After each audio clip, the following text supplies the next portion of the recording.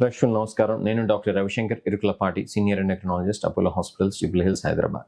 ఈ పర్టికులర్ ఎపిసోడ్లో నేను మాట్లాడబోయేటువంటి టాపిక్ ఏంటంటే టీవీ ఆన్ చేసుకుని చాలామంది పడుకుంటాం అనేటువంటి విషయం గురించి మాట్లాడబోతున్నాను. చాలామందికి అలవాటు ఉంటుంది. ఏం చేస్తారంటే బెడ్రూమ్లో టీవీని పెట్టుకుంటారు. అది ఒక స్టేటస్ సింబల్ కింద భావించే వాళ్ళు ఉన్నారు.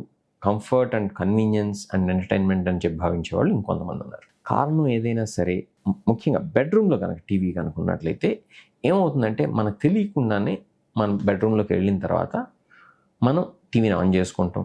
దాంట్లో ఈ యూట్యూబ్ ఛానల్స్ చూడటం కానీ, లేకపోతే సోషల్ మీడియాని చూడటం కానీ, లేకపోతే కొన్నిసార్లు అయితే కనుక టీవీలో సినిమాలు, ఓటీటీ ప్లాట్ఫామ్, ఇట్లా ఏదైతే ఏమి చూస్తూ ఉంటాం అనేది అలవాటు అవుతుంది. దానివల్ల ఏమవుతుంది డాక్టర్ గారు అని కనుక అడిగినట్లయితే, దానివల్ల బాడీకి చాలా రకరకాలైనటువంటి ప్రాబ్లమ్స్ వస్తాయి.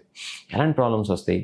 ఫస్ట్ మనం మాట్లాడుకోవాల్సింది ఏంటి ఇక్కడ, మన స్లీప్ ఎలా డిస్టర్బ్ అవుతుంది. మన బెడ్రూమ్ అనేది కేవలం నిద్రకు మాత్రమే వాడుకోవాలి తప్పితే ఏది ఎంటర్టైన్మెంట్ కోసం, టీవీలు చూడటం కోసం, లేకపోతే ఓటీటీ ప్లాట్ఫామ్స్ చూడటం కోసం వాడకూడదు. ఎందుకంటే మనం నిద్రపోయేటప్పుడు కనుక ఈ యొక్క హైపర్ స్టిమ్యులేషన్ బ్రెయిన్ కాజ్ చేసేటువంటి అంశాల గురించి ఆలోచించినా, చూసినా, విన్నా మనకి నిద్ర పట్టేటువంటి అవకాశం తగ్గిపోతుంది. తెలియకుండానే మన స్లీప్ అవర్స్ కూడా తగ్గిపోతాయి.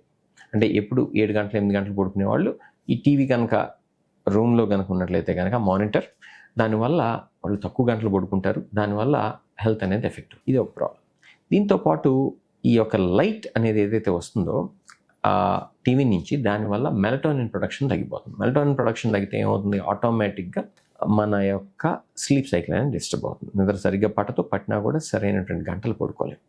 ఇంకొక విషయానికి వచ్చినట్లయితే కనుక ఇది అన్నిటికన్నా ముఖ్యమైనటువంటి విషయం ఏంటంటే, మనకి తెలియకుండానే ఎడిక్ట్ అయిపోతాం.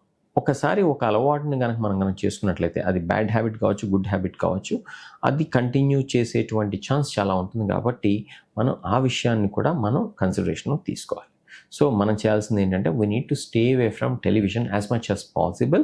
ఎస్పెషల్లీ మన బెడ్రూమ్లో అయితే పెట్టుకోకూడదు. పెట్టుకున్నట్లయితే కనుక ఇంతకుముందు మనం చెప్పినట్టు ఎడిక్షన్ కావచ్చు, స్లీప్ డిస్టర్బ్ కావచ్చు, బికాస్ ఆఫ్ మెలటోనిన్ ప్రొడక్షన్ తగ్గటం కానీ, లేకపోతే హైపర్ స్టిమ్యులేషన్ ఆఫ్ బ్రెయిన్ వల్ల కానీ, లేకపోతే ఇంకా చెప్పుకున్నట్లయితే కనుక లౌడ్ సౌండ్స్ వల్ల కానీ మనకి తెలియకుండానే మనం హైపర్ స్టిమ్యులేషన్ అయిపోయి మనకు తెలియకుండానే number of hours of sleep తగ్గిపోవటం, దానివల్ల మన బాడీ అనేది, మన ఇన్ జనరల్ హెల్త్ అనేది అడ్వర్స్గా ఎఫెక్ట్ అవటం అనేది మనం చూస్తూ ఉంటాం.